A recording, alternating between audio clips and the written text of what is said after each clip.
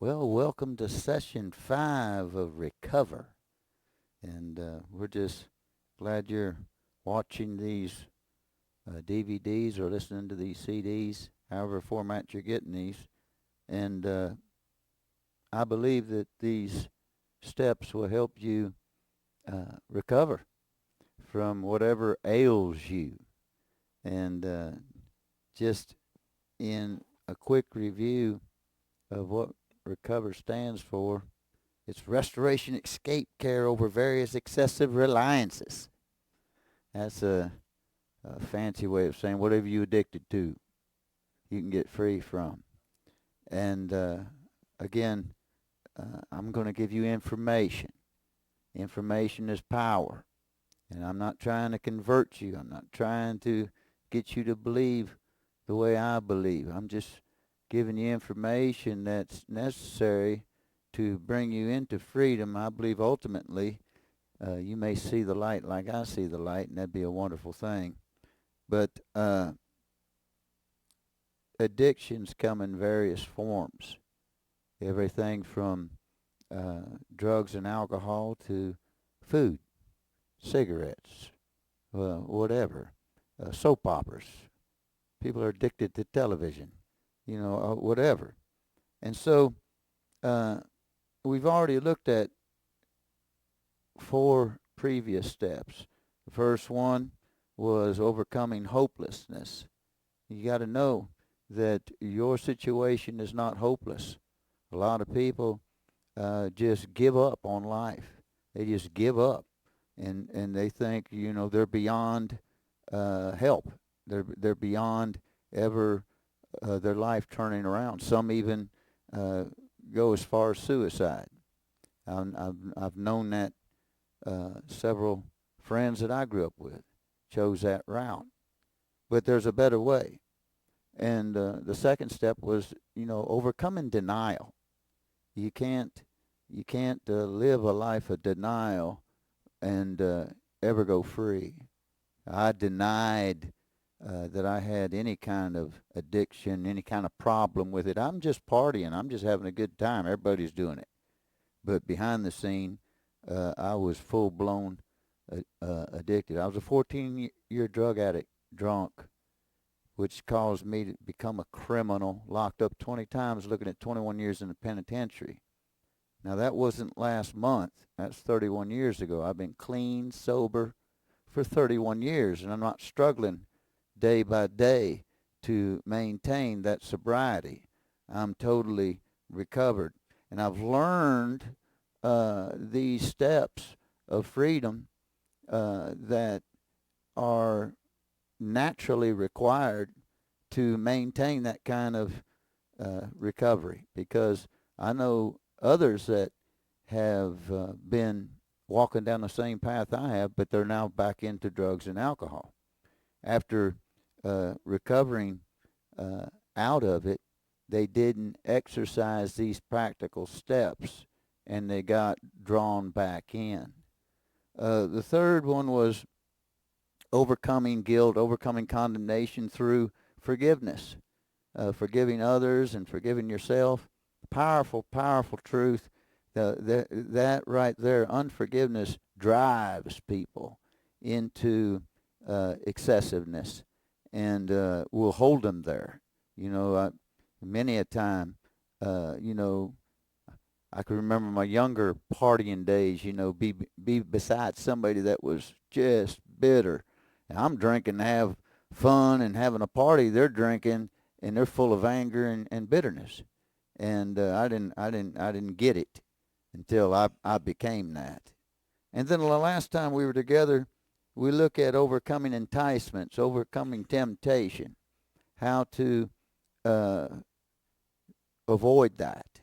And temptations are all over the place in the world, but you can walk above temptation. You can, and each one of those lessons I deal extensively on those subjects. But tonight we're going into uh, relationships. Now this is a huge one. This is big because peer pressure and the ones that you've engaged with or are engaged with are very influential in the way you conduct yourself. You show me the friends that you associate with, and I can probably predict your future. It's not hard. And there are things that are necessary in relationships. And when we're talking about relationships, we can talk, it can be all the way from uh, uh, somebody that you just know, a waiter or a bartender at the bar, all the way up to who you're married to. And, the degree, the level of relationship is going to put a harder demand on you avoiding that. So let's get in that night. Overcoming bad influencing friends. That's our first topic. My mama said, don't hang out with them boys. They're a bad influence. I hung out with them boys. They were a bad influence. And then I became one of those boys that parents told their kids not to hang out with. So let's look at some things, because we're talking about recovering. We're talking about, you are a product of how you've been influenced. You're a product of what you have been exposed to by how you was raised and so on and so forth. And a lot of it you had no control over, for instance, when you were a child. But then as you got older, you started making choices of where you were hanging out and who you were hanging out with. See? And real friends want you to recover.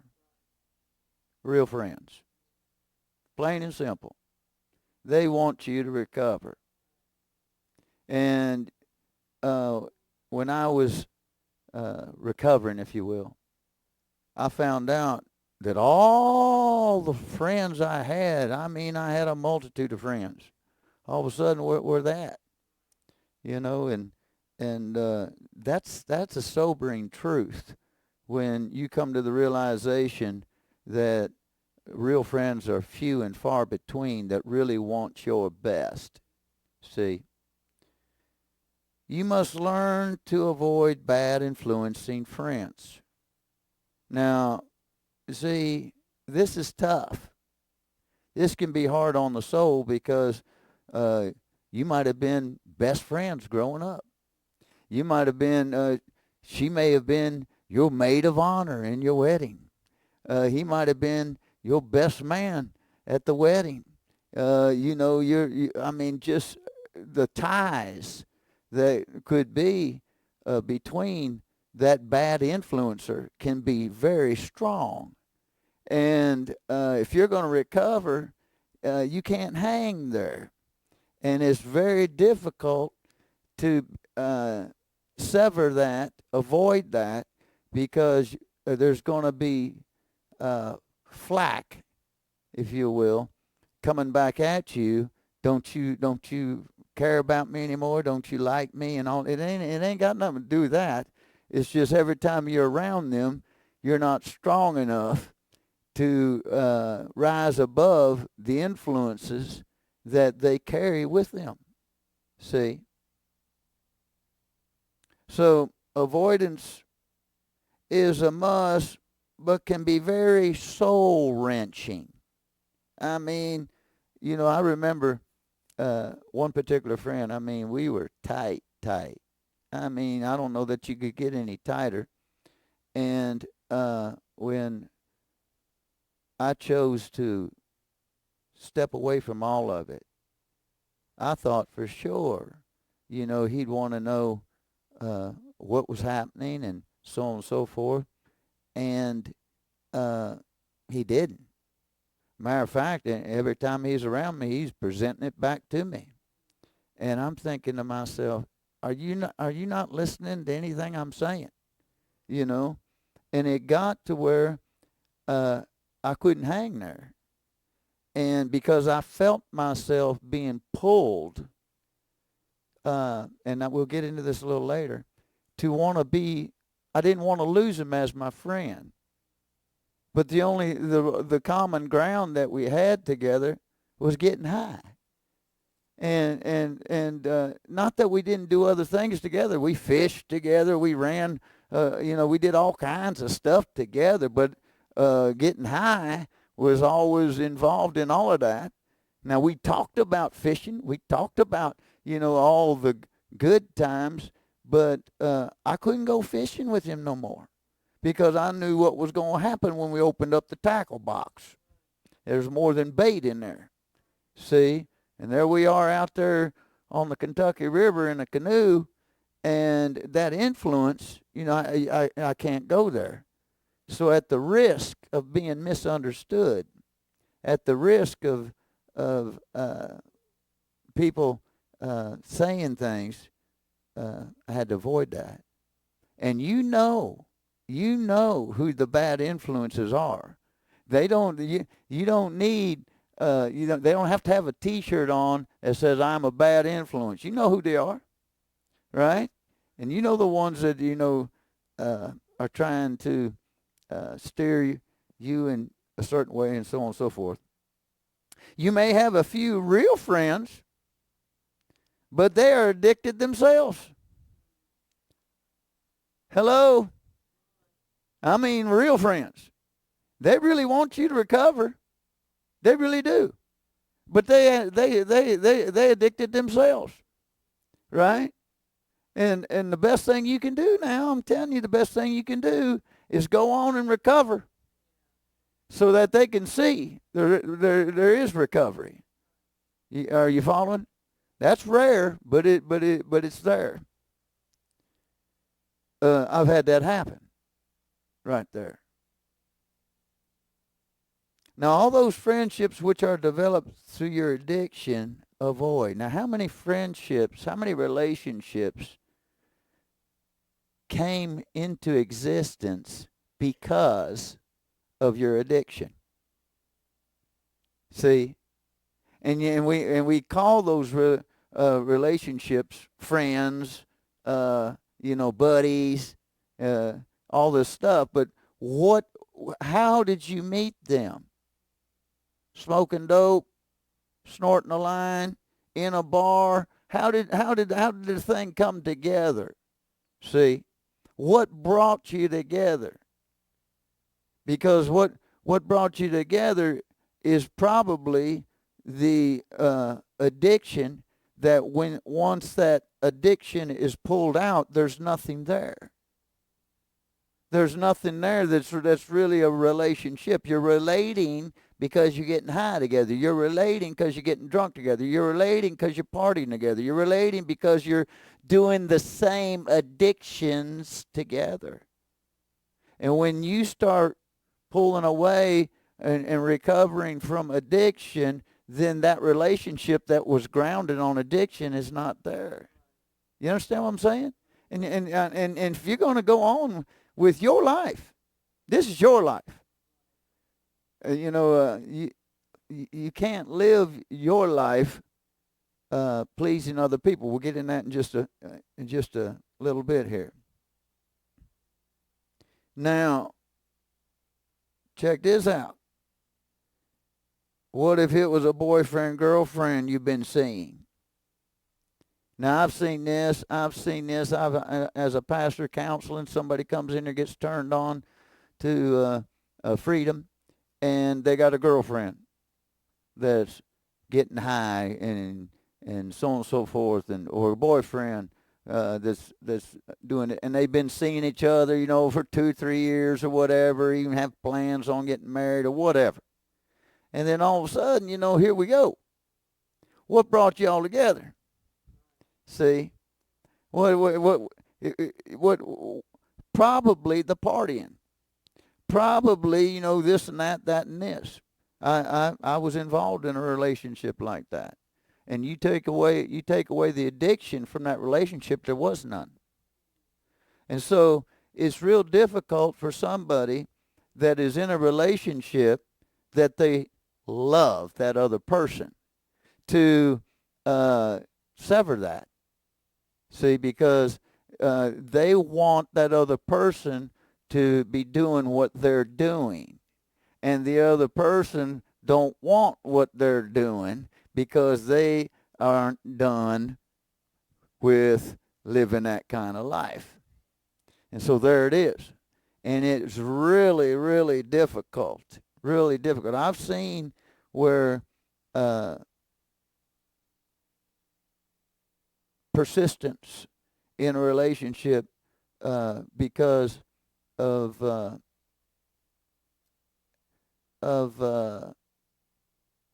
how can I say, true care, persevere into the other person getting free. I've seen that. But 90% of the time, the person falls back into what the other addicted boyfriend, girlfriend who doesn't want freedom, who doesn't want recovery, they fall back into it.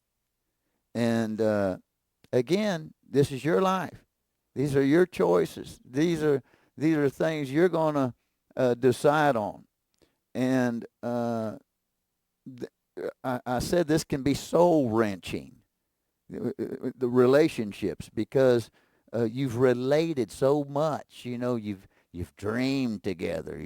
You've talked about your future together, and then the soul tie that happens on top of everything else makes it very difficult to say, look, I got to live my life free from these addictions, and don't you want me to? And some may say, yes, I want you to, but they're not going to. And so what happens is the one that starts to live a sober recovery life can't be around somebody that's drunk all the time, getting high all the time, because the communication, it doesn't work. And so, you know, it's just always conflict. So I'm just, I'm putting out information. Information is power, right? Now, learn to just say no. You don't have to explain your no. Somebody calls you up, hey, all of us are going down to the club, Saturday night. They're having a special dance down there, blah, blah, blah. No, I'm not going. Well, why not? You don't have to explain. You don't have to explain. You don't have to explain to your kids when when they say, hey, we want to go do this. No. Well, why not? Because I said no. See? And so your no, you don't have to explain your no. Follow this now, because it's important. Because some people, they don't know how to say no. Because the relationships are so pressurized, if you will, that if they say no, and that's what our next topic is, overcoming peer pressure. See? Watch this, and overcoming peer pressure. You must learn to recognize pressure that can come from certain people.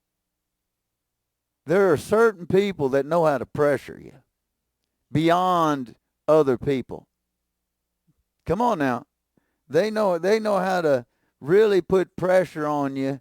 It may be in an angry form. It may be in a laughing form, right? But they know how to pressure you. And you got to be able to recognize that. See? Because if you're living your life, governing your life by being pressured, you're not ever really living life. You're living life constantly under somebody's manipulation, somebody pressuring you, and there's peer pressure all over. You're at work, and 5 of them are talking about, hey, this weekend we're doing this. You want to come along? And you got all 5 of them. See, a majority sitting there poking at you, saying, hey, come on, man, it's going to be great. And you're going to sit there and say, no, I don't do that anymore. What's wrong with you? You become a holy Joe, a holy Jane, all that. See, we're talking about relationships, because I was one of those that pressured people.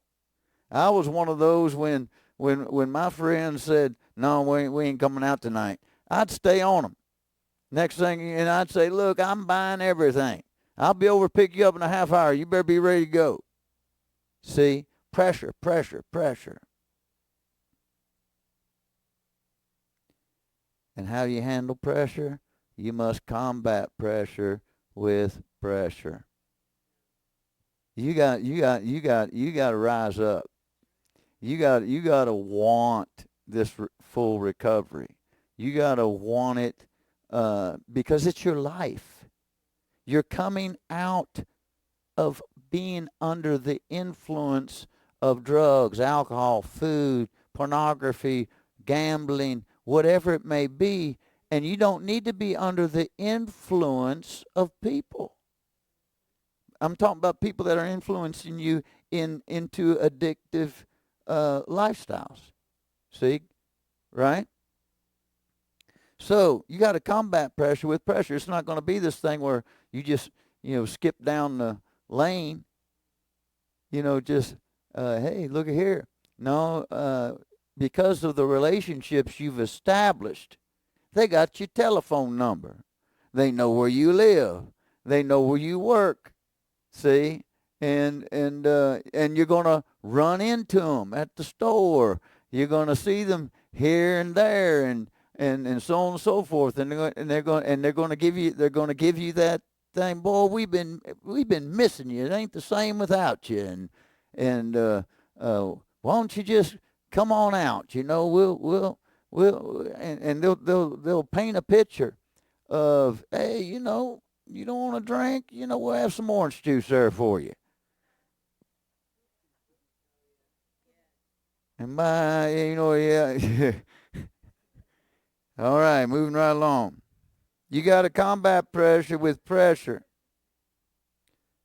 And you got to endure being mocked and laughed at. See? That is pressure. Nobody likes to be the what do they say, the brunt of a joke. Nobody likes to be the one people are laughing at. But yet, you'll be laughed at. I'm talking about when you start avoiding these relationships, you're going to find out a lot of people's true colors. And when I say true colors, it's the addiction they're in too. They don't know who they are, but they know that you going straight messes with their head, because they know that they aren't. And when you're a dopehead, when you're a drunk, when you're living in that addicted lifestyle, straight people are people that you made fun of. Straight people are the ones that you kind of like, oh, they're straight, want to be cool around them. And now you are going that way. And so there you are, you're in the category that you and the gang used to make fun of. You in it now. See? And so you got to endure that. This is why it's soul wrenching. This is why, your mind is like, man, it's one thing to battle my physical body and my mind wanting that high, that release, that relief. It's another thing to be dealing with all this on top of everything. And it's real easy just to slip back in, and and they're gonna welcome you with open arms, and there you are. Hey, it's good to have you back. My goodness, it's you've been the missing link. See?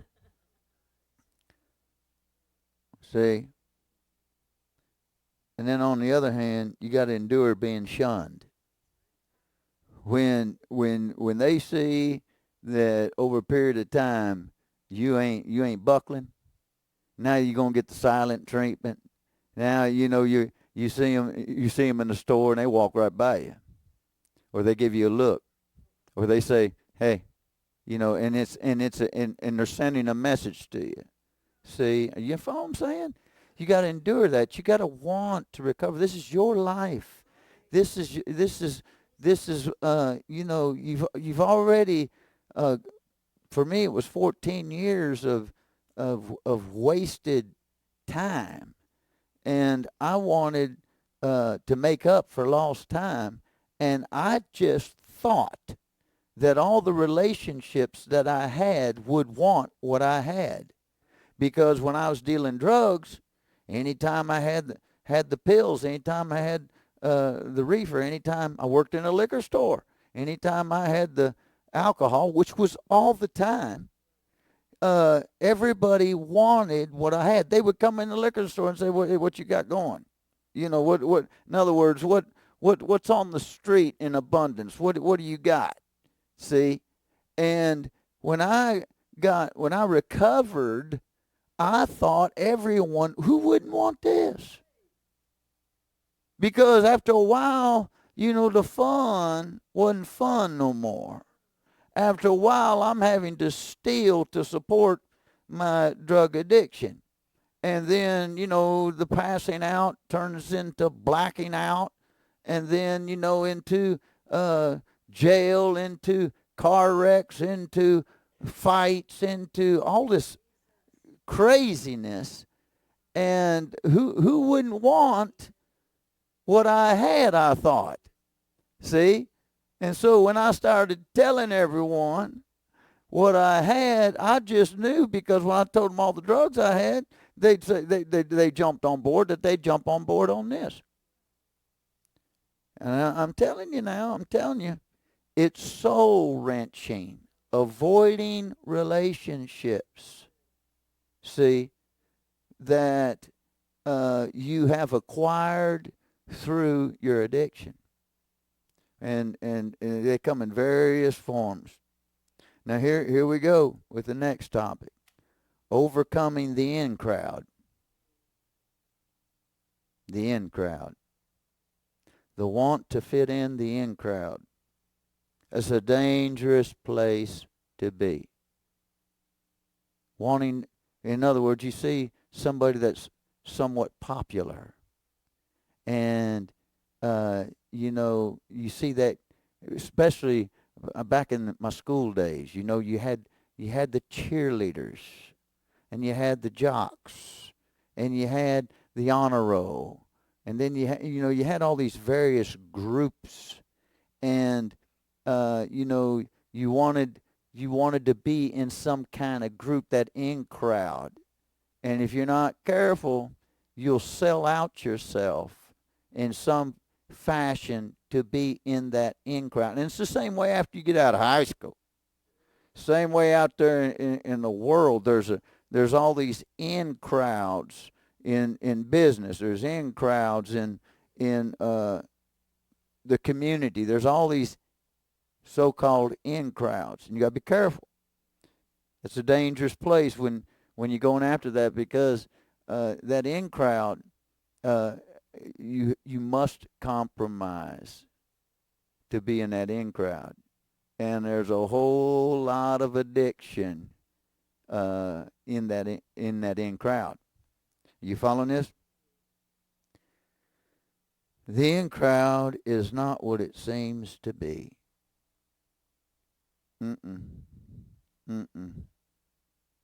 I remember the popular boys in high school, and I'm just wanting to get in with that in crowd. I'm just this little puny guy, with the prettiest girl in school, and that didn't go over good with the in crowd guys. See, so I figured I got to get in with the in crowd guys to justify having this pretty girl, even though all of them wanted the pretty girl that I had. Isn't that crazy? Isn't that just totally insane? And so in the in crowd is where I started drinking. In the in crowds when I started doing dope. Not so much to party. I wanted in with them. I wanted them to accept me as one of their group. See? And so to do that, I couldn't just be a casual drinker. I had to be a man drinker. So I taught myself how to outdrink all of them as a little guy. How to do more dope than all of them. I'm talking about in that drug that you laughed at somebody that drank 2 beers and took a toke and was passed out. You laughed at somebody that did that, right? Because they were lightweight. Come on, those of you come out of that mess, right? Right? But somebody that could hold their liquor, somebody that could drink all night. So that quickly became, what I was after to make up for what I didn't have in the in crowd. And it just propelled me. That's why I say it's a dangerous place. It propelled me into an addiction way beyond where they were at. See? But I quickly became an alcoholic, quickly became a drug addict, trying to prove my justifying myself for being in that crowd. See? And in that crowd, then they started telling me things you had to do to be in that, to really be in that crowd. Man, you got to have more than one woman. What's wrong with you? I'm talking about that language out there, right? And the pressure, and because you're in there, and when you get in that crowd, the crowd that you were in, they're scared of you now. They know you're dangerous. They don't know where you're coming from. See? I'm just talking about this is what you got to avoid. This is what you got to come out of. This is what you got to recover. The so-called in crowd is full of backstabbers and hypocrites. And I speak that boldly. They come up their self-image, their self-made reputation by backstabbing, by being hypocritical, and whoever they got to use, whoever they got to lie to and fake out to get where they're going, they'll do it. Yeah, and you see, if you're in that in crowd, you don't know who to trust. And so I'm talking about there's people that are listening to me right now. You're trapped in that in crowd. You're in this social scene and you don't know who you can trust, and you're afraid to leave it because your life image, your life social scene evolves around it. If you're going to recover, come on out. Jump off the merry-go-round. See? It's be soul-wrenching. But those people don't care about you. The in crowd will use you and abuse you. Big time. Big time. Something that you think that you're so determined to get into that group because you think if you can make in that group and whatever is driving you forward. See, there's people that are addicted to power. They're addicted to a certain lifestyle that they think they must live, and whatever they have to do, and they might not even do drugs, do alcohol, do any kind of thing but they're addicted to obtaining that, and they will claw and scratch their way all the way to that place, and then they find themselves addicted and surrounded by people that have gotten themselves to that same place the same way they did, and nobody can trust anybody. You say, what's that got to do with recovery? We're talking about across the board. See, and this is real. All right. The in crowd is concerned only about their own image and reputation. See, well, what? I won't have a life if I leave that scene. You ain't got a life now, full of addiction and manipulation and peer pressure and influences like you're being influenced. You don't have a life now. And see, I'm talking on a broader scale, but see, you can just have a parent that has been abusive, that is controlling, that is manipulative, that is degrading, and you trying to recover out of everything that was said to you, everything that they said you could never ever do, and you've lived up to what they've said you could never ever do, but down inside you know you're supposed to do. You're not supposed to be this failure. You're supposed to be beyond, but yet you're living out exactly what they prophesied, if you will, over your life. And so you may have to avoid a parent. You may have to cut off, and I got to be careful when I'm saying this because a good parent listening to this can take that wrong, because they might have had a good parent themselves. But I've talked to many person that especially in the age we're living in, that they were raised with parents that told the child you were a mistake. We didn't plan on you, or you were a stepchild, or whatever, adopted in, or your parents were dopies and your aunt took you in, or whatever, and that is trying to torment you and hold you back. And every now and then they call you, or you may even be living with them, and all of a sudden you're trying to recover out of that, and that is being thrown in your face every day. You got to make a break. I'm talking.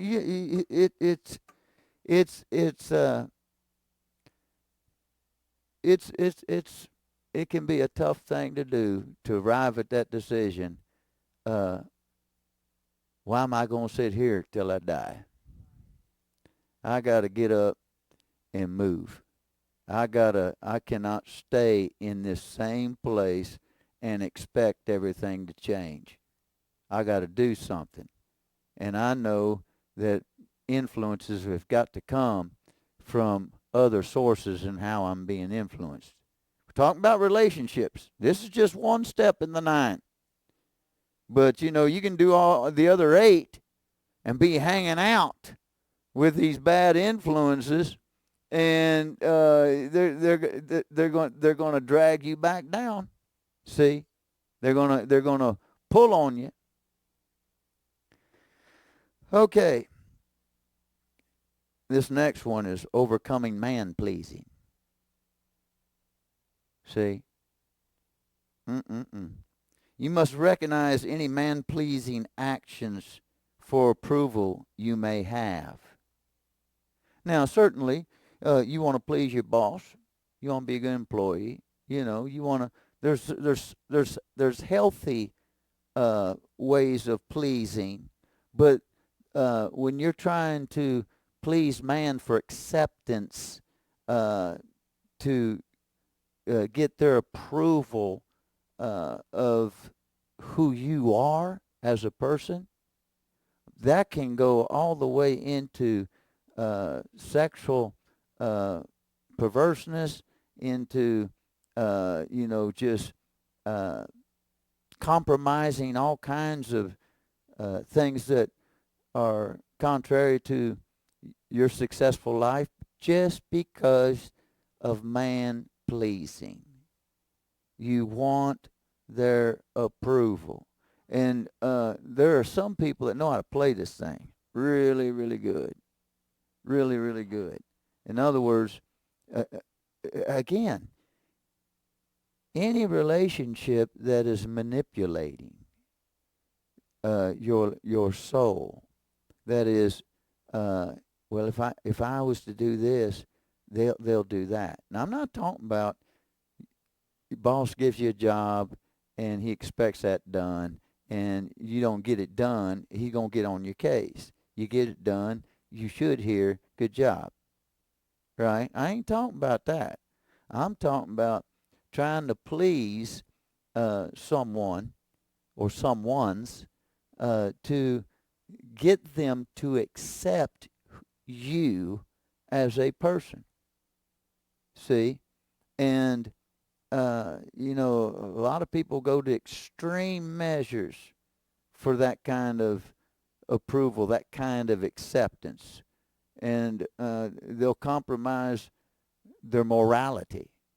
They'll compromise their trustworthiness, whatever it takes to get that affirmation. See, man pleasing comes at the expense of your real destiny and purpose. See, all of a sudden, your life is more at pleasing man than finding out what your purpose is. Now, I've seen this being a pastor, that people have taken that all the way over into the other side, to where they say, I don't need no man telling me what to do from the pulpit, and all that. I don't have to please the preacher and all that. And when everything is in right perspective, the preacher man's just teaching the word. You're coming in to be taught the word, plain and simple. A real preacher is pleased at someone that wants to be taught and further their life. That's not trying to please the preacher man, but that's in existence. Man pleasing to get what you want builds user friendly relationships. Wow. So, if you're wanting something bad enough, getting back to the in crowd, getting back to, wanting to be in with that certain group, then man pleasing to get what you want, it builds user friendly relationships. And you got to be careful that you're not one of them that's being used. See? Because you may know somebody that they want to know. And so they buddy up to you simply because they want to use you to get to them. They're not really concerned about you. You're just the avenue that knows them.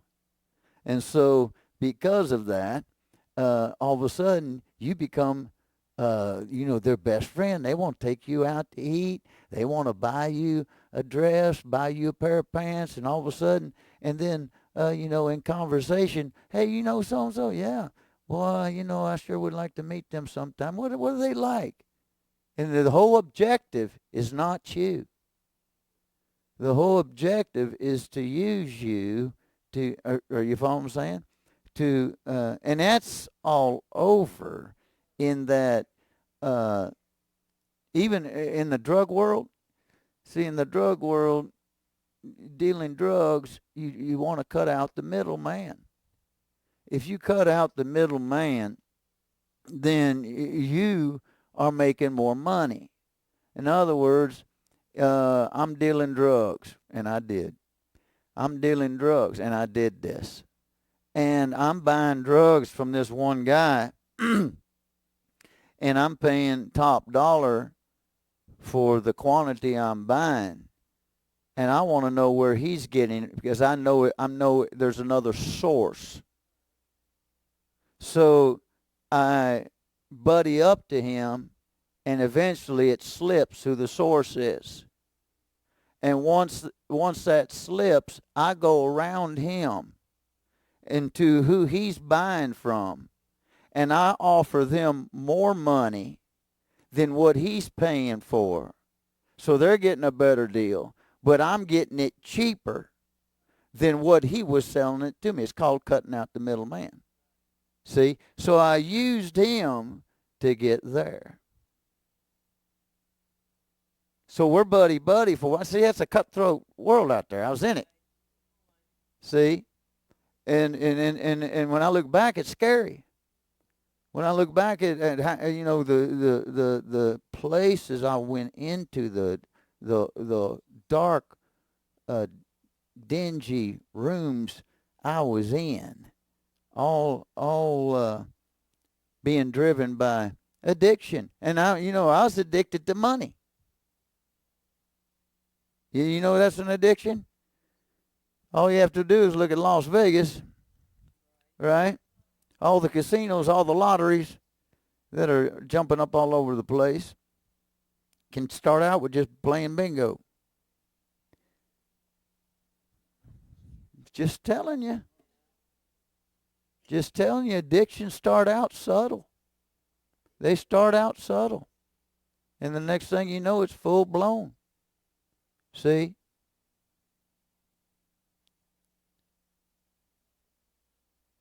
Man-pleasing to get what you want builds user-friendly relationships. Now, the last place we're going to is overcoming rejection.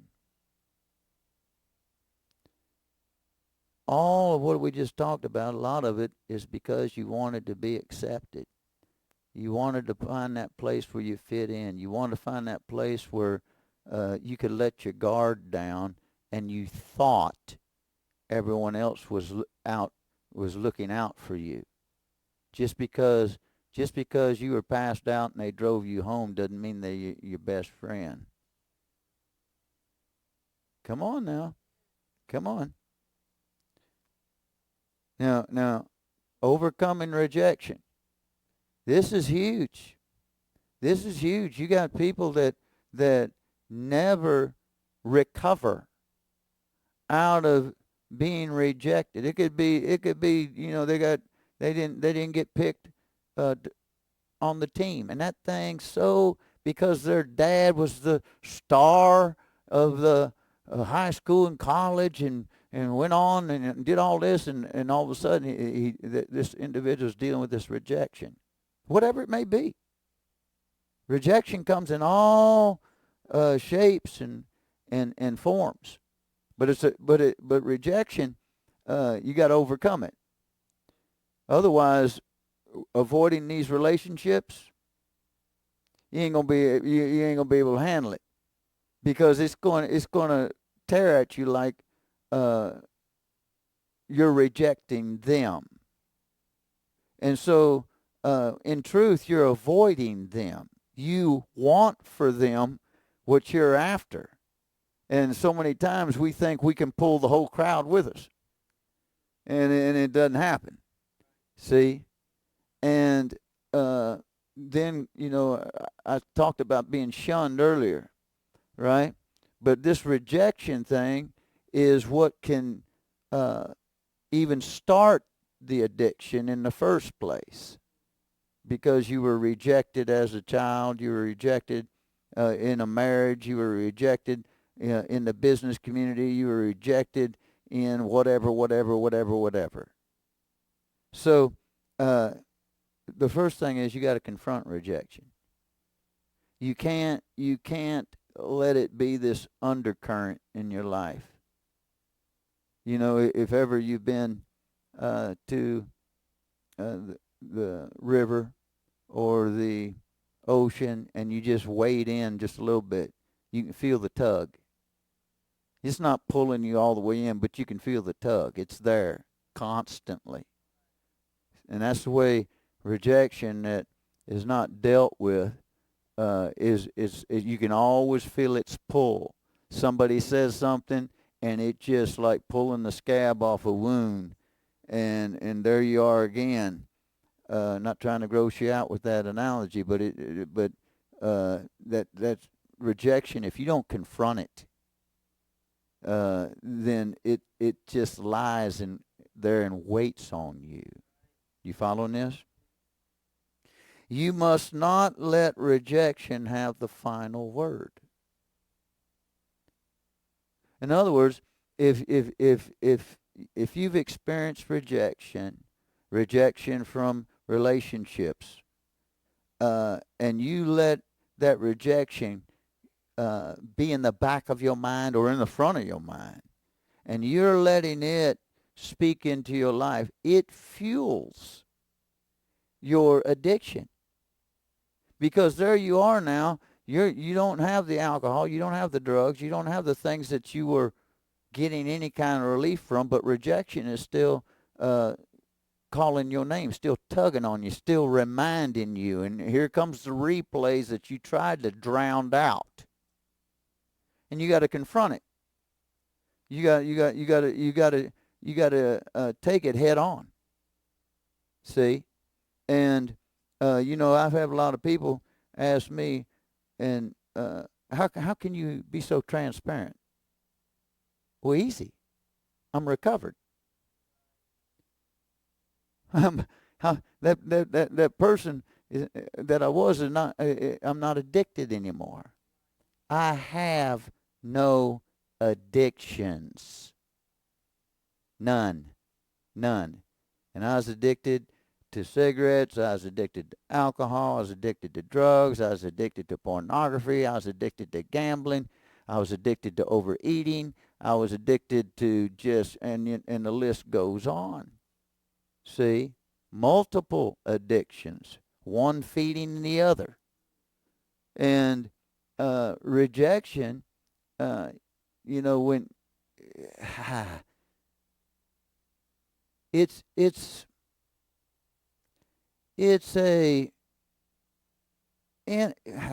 an enemy to your soul. It's something that when a person experiences rejection, it's like it never ever leaves. It will, but it's like it never ever leaves. You can't drink it away, you can't drug it away, you can't sex it away. That rejection is you were pushed away. You were said that you weren't wanted. You didn't qualify. You weren't good enough. You weren't worthy enough, or whatever it may be. And those kinds of feelings, those kinds of currents, tuggings, if they're not dealt with, see, a lot of that is what brings people into addiction. Well, you got to avoid relationships that rejected you like that. Don't go back into that. Don't try to, you got to forgive them. Remember that? But you got to confront rejection. You got to say, okay, I was rejected. Okay, but I'm not rejection. You're not having the final word in this. I'm not going to live my life rejected, because there's places that you will not be rejected. You just ain't found them yet. See? Because you've lived in relationships that a lot of them were formed through addiction or through how you grew up, what family you grew up in, what geographical location. Right? You must not let rejection characterize who you really are. See, you can't let it, because it'll try to say this is who you are, right? And so, well, let me go on with this. You must know that even though you've experienced rejection, there's acceptance with the right relationship groups. Now this is huge. This is why you got to avoid all these other bad influences, the in crowd, all these addictive friends that you have, because there's a group that accepts you for who you are. And you don't even really know who you are yet. But a lot of them came out of what you came out of, or they have a heart of compassion, even if they didn't come out of what you are. They accept you for the condition. You might a crazy condition. You might be mixed up in the head, craziness going on, in your mind. But there's a group that once you start avoiding the other bad influences, somehow, some way, a group will be presented to you that accepts you. Now, I ain't talking about some cult, but I'm talking about people that really understand the truth about freedom, the truth about life. It may be a local church.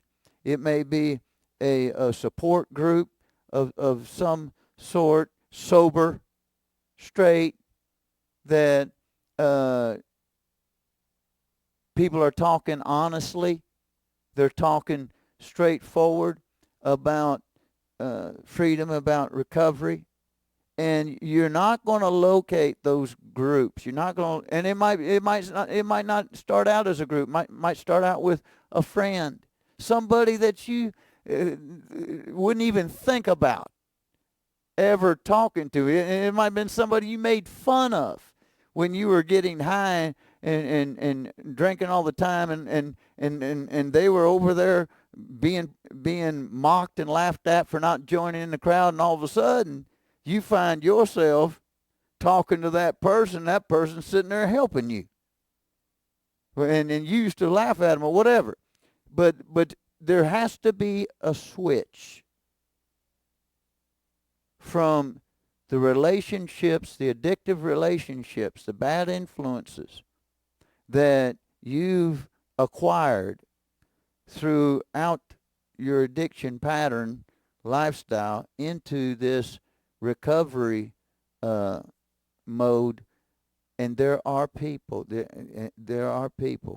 that if you will step forward like that and say, no, I'm going to recover out of this, if it costs me every friend that I ever know, you're going to find yourself with acquaintances that will be really, really good friends. And you, when you start to recover, people that are really friends of yours that are addicted themselves, you'll find them calling you up saying, how'd you do that? How'd you get where you got? I want what you have, but I don't think I can do it. How'd you do it? See? And then you can sit there and say, well, this is how I did it. You can come over here. I'm not coming over there. Are you following that? Well, we're going to stop right there. That's step number 5. We got 4 more steps in this recover thing, program thing. And, you can take these, and we got the recover manual. And in it, we have a book to read, and we have testimonies of people that have recovered fully out of all various kinds of addictions. And we have a meditation in there, and in there we don't hide our belief. That's what we believe, but we're just giving you information.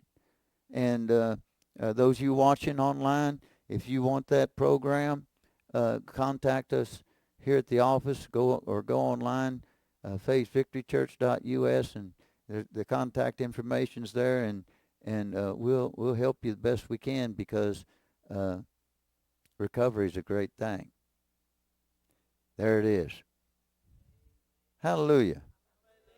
Praise the Lord. It's hard to do. It's hard to do and not bring Jesus in there. You know what I'm saying?